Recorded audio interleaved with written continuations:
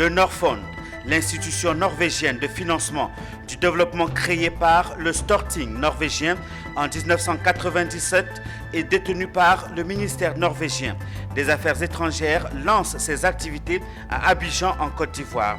Son rôle est de faciliter le développement des entreprises dans les pays en développement, en particulier dans les marchés émergents. Le groupe consultatif présente la vision 2021-2025 de la Côte d'Ivoire. Le programme en cours de transformation économique et sociale de la Côte d'Ivoire a été présenté ce 15 juin à Abidjan. L'investissement pertinent a pour objectif d'accroître la capacité du pays à faire face à ses engagements. L'importance et l'impact de la semence font l'objet d'une campagne de sensibilisation en Côte d'Ivoire initiée par l'Association nationale des semenciers. Elle a présenté le projet au FIRCA.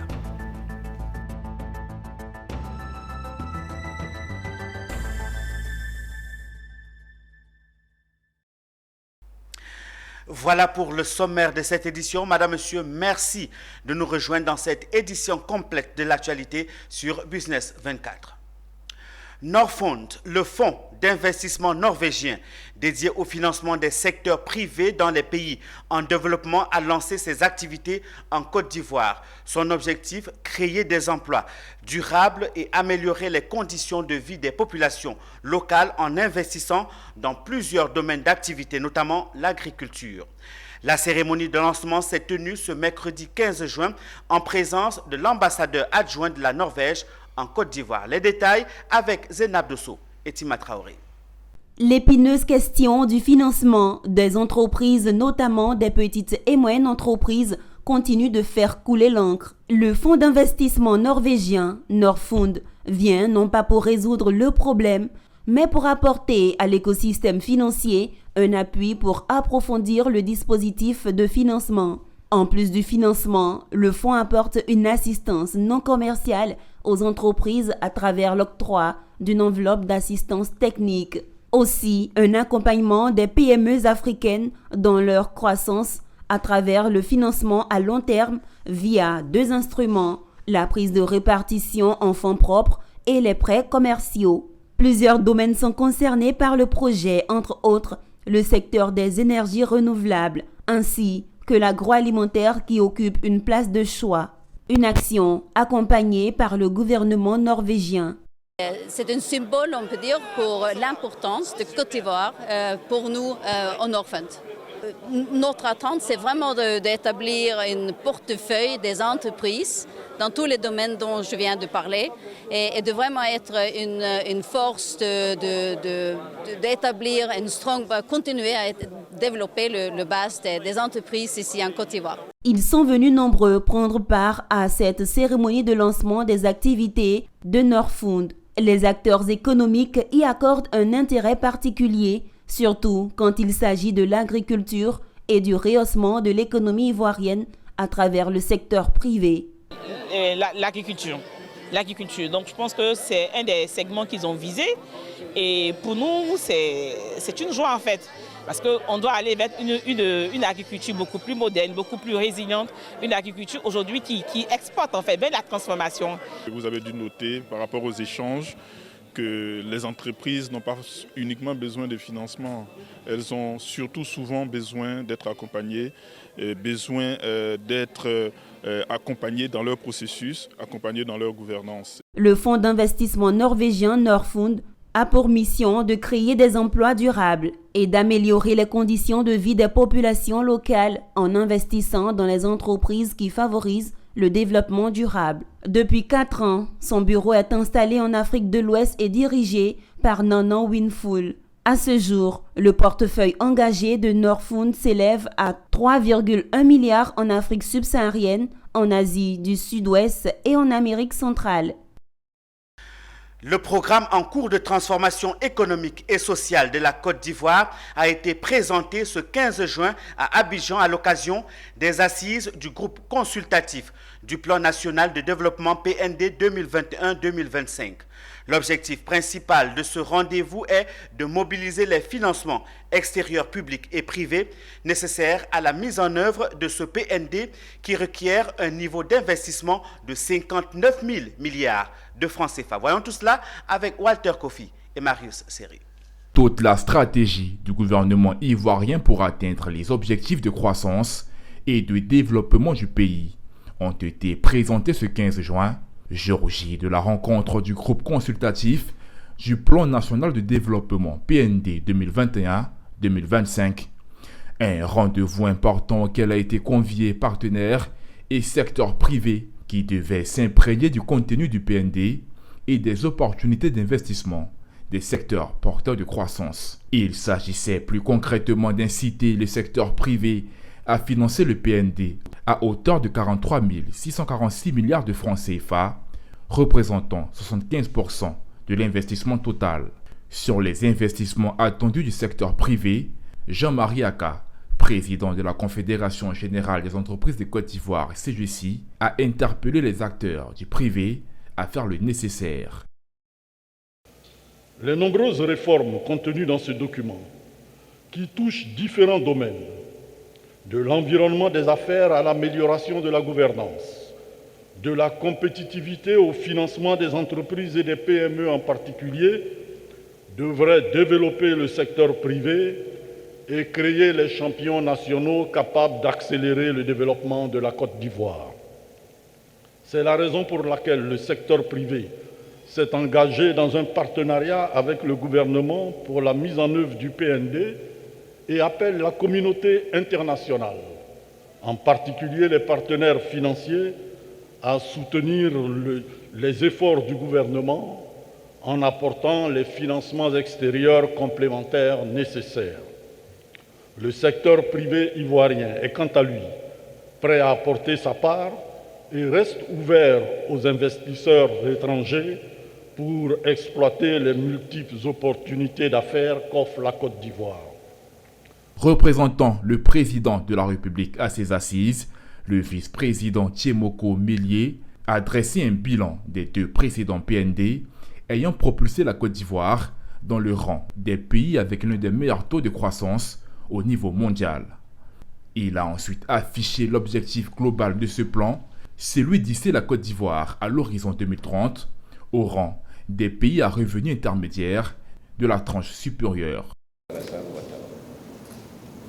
Ainsi, à travers le PND 2021-2025, notre objectif est de réduire les disparités régionales et sociales et de réduire le taux de pauvreté de moitié.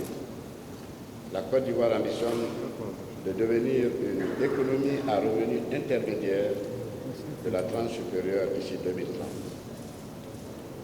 Deux plans nationaux de développement PND 2012-2015 et 2016-2020 ont déjà été élaborés et mis en œuvre en cohérence avec l'étude prospective Côte d'Ivoire 2040. La mise en œuvre du plan national de développement 2012-2015 a permis de repositionner la Côte d'Ivoire parmi les pays ayant la plus forte performance économique avec un taux de croissance annuel du PIB de 9,6% sur la période. Quant à celui de 2016 à 2020, sa mise en œuvre a permis au pays de poursuivre son dynamisme de développement sur la période malgré un contexte défavorable marqué par des tensions commerciales. Toujours dans l'actualité, la campagne nationale d'information et de sensibilisation sur l'importance et l'impact de la semence initiée par l'Association nationale des semenciers de Côte d'Ivoire a fait une escale au FIRCA ce 15 juin. Au Fonds interprofessionnel pour la recherche et le conseil agricole, il était question de présenter le tableau semencier de la Côte d'Ivoire d'hier, d'aujourd'hui et de demain, à l'effet de susciter une prise de conscience sur l'importance et l'impact de Dame Semence dans le développement d'un pays. Une rencontre qui s'est déroulée sous le regard de nos reporters Issa Badini, Ismaël Doza et Michel Brou. La semence comme la musique, c'est tout un processus, a dit le président de l'ANASEMSI et tout comme la sémence, la campagne nationale d'information et de sensibilisation sur l'importance et l'impact de la sémence 2022 obéit également à un processus. Après l'IFR Biosciences de l'Université Félix Houphouët-Boigny et l'ANADER, c'est le tour du FIRCA, Fonds interprofessionnel pour la recherche et les conseils agricoles, de recevoir l'Association nationale des sémenciers de Côte d'Ivoire et son président. 2h30 d'horloge, Asie Léopold Dibi et ses autres ont échangé sur les thèmes importance et impact de la sémence pour la transformation du monde agricole et rural et de l'économie nationale. Le cadre réglementaire et institutionnel a été mis en place. On va mettre le cadre de formation. Donc il était temps maintenant pour nous de lancer une campagne nationale d'information, de sensibilisation sur l'impact et l'importance de la sémence, le développement agricole et rural, ainsi que de l'économie nationale. L'économie de la Côte d'Ivoire est basée sur l'agriculture. Il est maintenant temps d'on explique à tout le monde, et la sémence reprend 40% de la productivité. L'État et les acteurs ont fait des démarches, ont fait beaucoup d'activités. Maintenant, il est temps qu'on informe tout le monde et on passe, avant de lancer en campagne nationale, nos différents partenaires, tels que on a fini à l'ANADER, tels que le FICA, le CNRA, et puis les agronomes, et qu'ensemble, on crée cette campagne. Alors, je pense que ça a été une présentation très enrichissante du point de vue de l'organisation même du secteur semencier, mais également de la réglementation et puis des défis. ANAPOSI, ANADER, FIRCA et certainement les CNRA demain, l'ANASEMSI veut ratisser large dans sa campagne à elle entamée pour une sensibilisation sur l'importance de la sémence, non seulement pour le monde agricole, mais de l'économie en général. Il faut noter que bientôt en Côte d'Ivoire verra le jour un master professionnel industrie des semences. Une initiative là aussi de l'ANASEMSI en collaboration avec l'université Félix Houphouët-Boigny, de quoi à placer davantage la Côte d'Ivoire au cœur de l'industrie de la semence en Afrique et pourquoi pas dans le monde.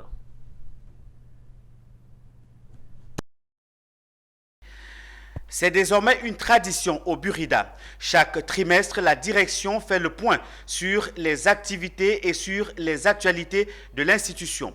Pour ce rendez-vous, il s'est agi de la présentation des statistiques des travaux, de la répartition des droits d'auteur et des droits voisins et le plan d'action stratégique.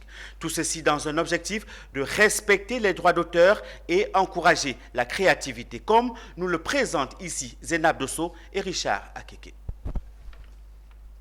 C'est lancé. La répartition des droits d'auteur et droits voisins collectés dans la période de janvier à mars 2022 est ouverte. Le montant de la répartition s'élève à plus de 150 millions de francs CFA et à plus de 7 millions pour les droits en attente, soit 699 personnes bénéficiaires pour les droits d'auteur et 863 personnes pour les droits voisins. C'est ce qui ressort du bilan sur l'actualité des activités du Burida, Bureau ivoirien des droits d'auteur, fait par la Direction générale du bureau lors de sa traditionnelle rencontre trimestrielle. Une répartition classique selon la directrice de la répartition. C'est une répartition qui est essentiellement portée sur la musique, essentiellement parce qu'il y a quand même quelques petites exceptions. Voilà, donc sont concernées les classes de répartition suivantes. Il existe 3 classes de répartition concernées par cette répartition du 15, 3 classes de droit, les DRM, les séances occasionnelles et les CRVT. Par contre, on va payer aussi d'autres types de droits qui étaient en attente de déclaration. Le directeur général adjoint du Burida a également annoncé le début du recouvrement des rémunérations pour copie privée, reproduction par reprographie et les actes de reproduction par reprographie. Qu'il ne s'agit pas d'un impôt, c'est la contrepartie de la reproduction des œuvres que nous faisons dans un cadre privé. Dans la mesure où l'auteur ne peut pas être dans chacun de nos foyers pour aller percevoir ses droits chaque fois que nous reproduisons ces œuvres, la loi, quand bien même elle nous aurait permis de reproduire ces œuvres dans un cadre privé, a sorti cette reproduction d'un droit qu'on appelle rémunération pour copie privée. La rémunération pour reproduction par échographie concerne, elle, plutôt le matériel qui est destiné à la reproduction. D'un côté, rémunération pour copie privée, il y a les supports amovibles ou intégrés, ou le matériel destiné à la reproduction. Et de l'autre côté, rémunération pour reproduction par échographie, c'est juste le matériel destiné à la reprographie. Tout ce qui est scanner, photocopieuse, imprimante, destiné à la copie des œuvres littéraires ou des œuvres d'art visuel, donc les photographies et autres. La conférence trimestrielle du Burida était l'occasion pour les acteurs de lancer un appel aux auteurs d'œuvres de l'esprit à se soumettre aux règles et procédures en vue de bénéficier pleinement de la répartition des droits collectés. Ouvrons à présent la page éducation de ce journal. Les petits élèves de la maternelle de Béago iront à l'école la rentrée prochaine dans de bonnes conditions. Après la construction et l'équipement, la société Azito O&M vient de remettre les clés de la maternelle de l'EPP Béago dans la commune de Yopougon. Ce bâtiment de 3 classes plus bureaux et toilettes a été entièrement financé par Azito O&M. Les clés de cette maternelle ont été réceptionnées ce 14 juin par les heureux bénéficiaires sous le regard de nos témoins Konena Nourgo et Doumbia Ayouba.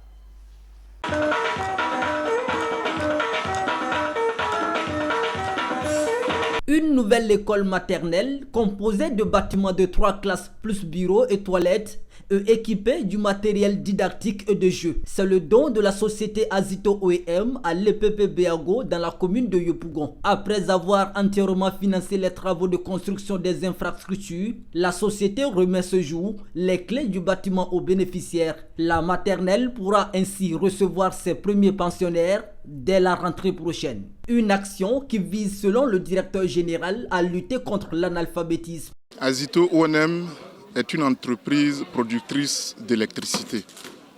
On sait tous l'importance de l'électricité pour la vie humaine. Nous voulons donc, comme l'électricité que nous apportons aux populations, apporter chaque fois que nous le pouvons de la lumière. De la lumière à toutes les couches vulnérables. Apporter de l'espoir aux communautés, aux couches les plus sensibles. Et c'est ce que nous faisons aujourd'hui à travers la remise de cette école maternelle au groupe scolaire Béago.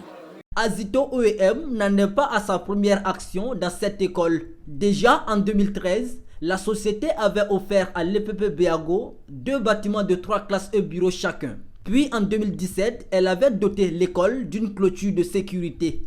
Azito O&M ne compte pas s'arrêter là. Nous envisageons très rapidement dans les prochaines semaines débuter la construction d'une cantine scolaire. Pour la direction régionale Abidjan 3 et la communauté villageoise de Béago, c'est un ouf de soulagement. Il faut féliciter Azito O&M qui respecte les règles ou bien le cahier de charge qui est le sien et puis appeler les autres sociétés à pouvoir emboîter le pas à Azito O&M. Vraiment, on ne s'attendait pas à un si beau bâtiment. C'est vrai qu'on nous a dit Azito veut vous offrir une école. Mais on ne s'attendait pas à un truc aussi énorme. Il n'y a rien à dire à part merci Azito, un grand merci Azito. Que Dieu, dans sa grâce, vraiment lui donne la santé. Azito Opération et Maintenance, en abrégé Azito O&M, est la société en charge de l'exploitation et de la maintenance de la centrale thermique d'Azito. Restons en éducation. La contribution de l'andragogie pour une formation continue de qualité en Côte d'Ivoire, c'est l'enjeu du tout premier salon international sur l'andragogie. Cette première édition du salon international de l'andragogie se tiendra du 25 au 30 juillet prochain à Grand-Bassam. Mais avant la tenue officielle de l'événement, les organisateurs ont procédé récemment au lancement de cette activité. C'était à Abidjan-Cocody. Diane Cablancan, Ézéchiel Seri et Ange Assemian nous font le point.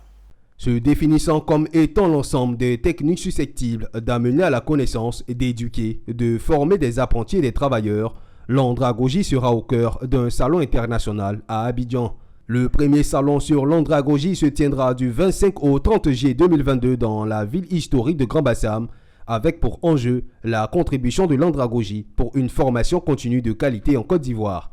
Le salon de l'andragogie, les enjeux, c'est la promotion de l'andragogie, la promotion de l'excellence, la promotion de la qualité. Et donc, quand nous allons nous retrouver à Bassam, tout va tourner autour de 3 axes. Le premier axe, c'est de voir, n'est-ce pas, le milieu, qu'est-ce que c'est, l'état des lieux, les améliorations à apporter. Ensuite, le deuxième axe va être les conférences thématiques de haut niveau, n'est-ce pas, des conférences de haut niveau sur les thèmes dont je vous ai parlé, la retraite, la planification, la qualité. Okay? Et donc, la formation va permettre à nous tous, qui sommes dans des domaines spécifiques, d'être des consultants formateurs. L'andragogie est un domaine d'études qui se concentre sur la façon dont les adultes apprennent et développent leurs compétences et leurs connaissances, et aussi comment aider les gens à mieux apprendre. L'andragogie a été appliquée à de nombreux domaines tels que la psychologie, l'éducation, les affaires et la santé. Toujours en éducation, le collège Jeune Fille de Boaké a 50 ans. Un demi-siècle d'existence qui a vu défiler plusieurs générations de filles, parmi lesquelles figure la ministre Anne Désiré Ouloto de la fonction publique. C'est donc à juste titre qu'elle a été choisie en tant que marraine des festivités marquant le 50aire de vie de ce mythique établissement de Boaké. Le reportage de Emmanuel Bonzo est commenté par Philippe Zabo. La commémoration du 50aire du collège Jeune Fille de Boaké a connu une coloration particulière avec la présence effective de Anne Désiré Ouloto, actuelle ministre de la fonction publique de Côte d'Ivoire. En effet, c'est dans cet établissement que la ministre a effectué ses premiers pas de collégienne en 1977. 45 ans après, elle est de retour pour célébrer les 50 ans de cette école d'excellence. Des moments de souvenir que la ministre, entourée de certains membres de sa promotion, a partagé avec la nouvelle génération qu'elle a appelée à travailler avec rigueur pour parvenir au succès. Nos filles de la 50e promotion. Jeunes filles, est-ce que vous m'entendez? Alors je voudrais vous dire de bien écouter ce que je vous dirai à présent.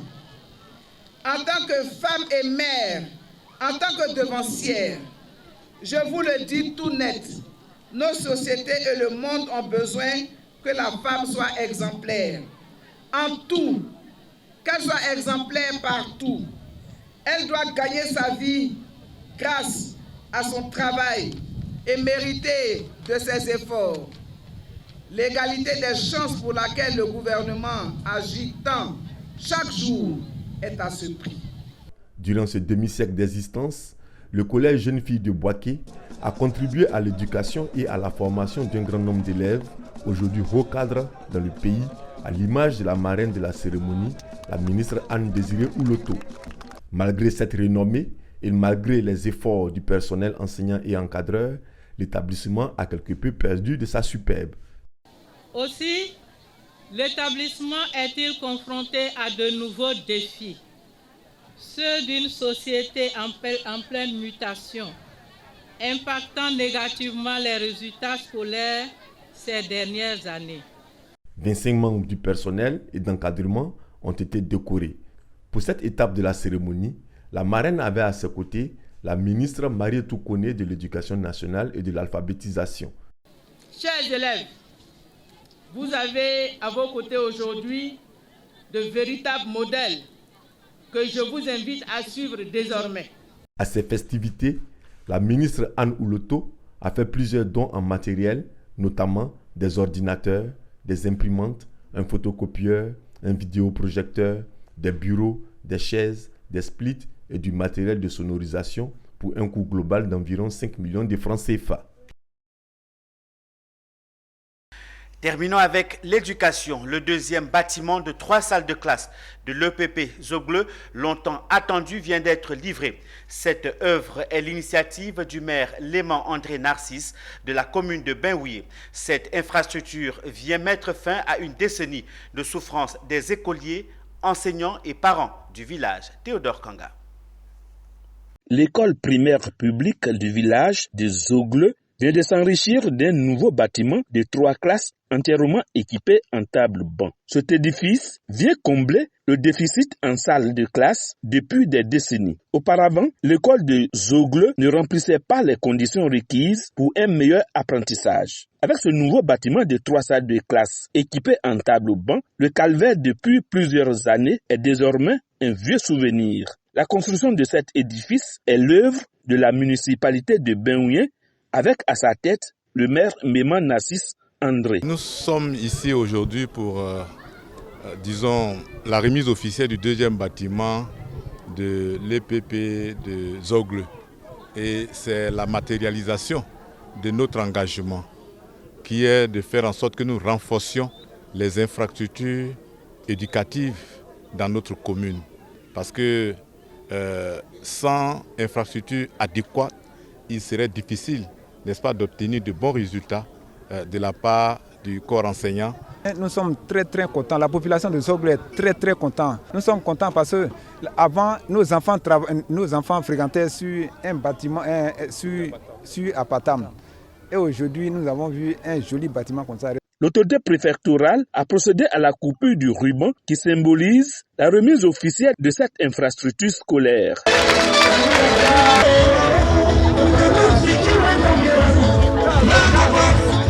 Les projets d'arrêté et des documents relatifs à l'APA ont été adoptés par les parties prenantes. Réunis durant 3 jours à un atelier à Yamoussoukro, dans la capitale politique de la Côte d'Ivoire, ils se sont penchés sur les domaines du projet afin de créer un environnement propice à l'utilisation durable des ressources génétiques et des connaissances traditionnelles associées. Le point avec Charles Kouakou et Marie-Christelle Zogueï. Depuis mars 2019, la Côte d'Ivoire a été sélectionnée comme nouveau pays partenaire de l'initiative de renforcement des capacités pour l'APA. C'est ainsi que pour la mise en œuvre du protocole de Nagoya sur l'accès aux ressources génétiques et le partage juste et équitable des avantages découlant de leur utilisation que cet atelier s'est tenu. Cette initiative soutient la création d'environnements propices à l'utilisation durable des ressources génétiques et des connaissances traditionnelles associées. Nous sommes très heureux que la Côte d'Ivoire fait partie d'un des pays partenaires de l'initiative qui continue de faire beaucoup de progrès en matière de mise en œuvre du protocole de Nagoya. Donc nous sommes très fiers de la collaboration et du partenariat qu'on a avec la Côte d'Ivoire et nous espérons que cet atelier sera en fait le début d'une série d'autres ateliers. L'atelier a vu la participation du ministère de l'Environnement et du Développement durable du fait de son volet de lutte contre la pauvreté et la lutte contre les effets du réchauffement climatique. La conservation et l'utilisation durable de ces ressources sont donc indispensables. Pour rappel, c'est depuis le 24 septembre 2013 que la Côte d'Ivoire a concrétisé sa volonté politique de mettre en œuvre le protocole de Nagoya. Poursuivons par Diawala dans le département de Ferkessédougou. Le conseil municipal de Diawala a tenu sa 2e réunion ordinaire au titre de l'année 2022. 2 points étaient inscrits à l'ordre du jour, notamment l'examen et l'adoption des états d'exécution du budget en recettes et dépenses du premier trimestre de l'exercice 2022. Après examen, le budget modificatif numéro 1 de l'exercice 2022 a été adopté par les conseillers. Daouda Ouattara et Philippe Zabo nous présentent ce budget de la commune de Diawala. Le budget modificatif numéro 1 de la commune de Diawala s'équilibre en recettes et en dépenses à la somme de 393 175 000 francs CFA, soit une augmentation de 179 547 000 francs CFA par rapport au budget primitif de l'exercice 2022. Ce budget sera réparti dans les domaines du renforcement et la construction des centres de santé, de l'éducation, l'extension de l'électricité et de l'eau dans certains quartiers. Le premier magistrat de la commune de Diawala, M. Mamadou Ouattara, a pu bénéficier d'une subvention additionnelle auprès du ministre d'État, ministre de la Défense, Ténébiraïma Ouattara, président du conseil régional du Tchologo. Pour la municipalité de Diawala, cette subvention permettra d'accroître considérablement les ressources financières de la mairie afin d'anticiper sur la réalisation de certains projets. Merci au ministre d'État, ministre de la Défense, président du Conseil régional, qui a toujours soutenu de façon générale le Tologo. Dans le volet des informations, Diawala vient d'avoir son tout nouveau commandant de brigade de gendarmerie. Il a été officiellement présenté à la population. Je suis l'adjudant-chef Ouattara Sanga, le nouveau commandant de brigade de Diawala. Je viens de la brigade de gendarmerie de Malkori, où j'étais l'adjoint. Les chefs ont eu leur confiance en moi pour venir diriger la brigade de gendarmerie de Diawala. Je suis très heureux de vous retrouver. Je pense que nous allons travailler en symbiose, en bonne entente, dans la loi. Chez nous, à la gendarmerie, c'est le slogan, vous le savez, pro patria, pro lege, pour la patrie et pour la loi. Au sortir de ce deuxième rendez-vous de développement, les maires et populations se disent heureux de l'adoption de ce budget. Rappelons que M. Kwame Kwadio Louis, sous-préfet de Diawala, représentant le préfet du département de Wangolodougou, a félicité et encouragé le conseil à œuvrer pour le bonheur des populations. Terminons par Ganois pour célébrer les mamans. 50 femmes de la commune de Ganois ont été honorées par l'ambassadeur de la paix, Ambroise Kessié, lors d'une cérémonie dans un hôtel de la place. Cette manifestation s'est tenue en présence des autorités administratives de la localité.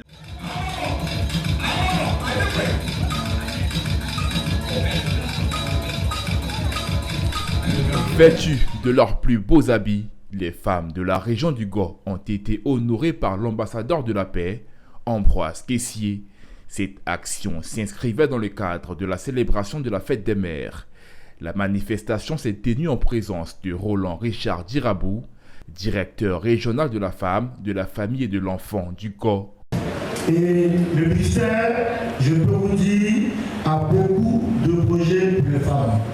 Nous avons déjà commencé beaucoup de choses avec vous au niveau du GOM, que ce soit à Oubé et à Ganois. Et la grande surprise, c'est que la ministre elle-même va venir très bientôt.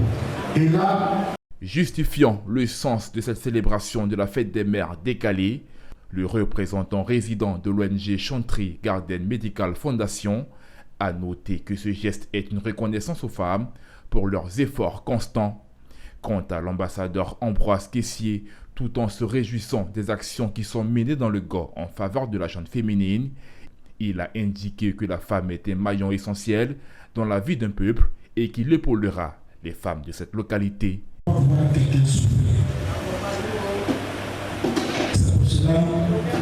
Vous avez été appelés ici. Les autres viendront parce qu'on ne pouvait pas avoir tout le monde à la fois. Les autres femmes auront leur tour. Les femmes de la commune Gagnoa ont salué la générosité de l'homme d'affaires. Pour témoigner leur gratitude à leur bienfaiteur, elles ont offert une canne et un boubou traditionnel à l'ambassadeur Kessié. Cette célébration de la fête des mères s'est terminée par des prestations artistiques. L'humoriste Shuken Park a fait tordre de rire les participants.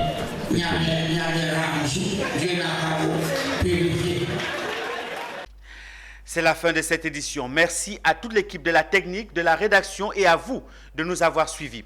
Un merci spécial à ceux qui nous suivent à Badou, Kara, Lomé et partout au Togo sur Le Bouquet 171 et sur notre page Facebook. Au revoir.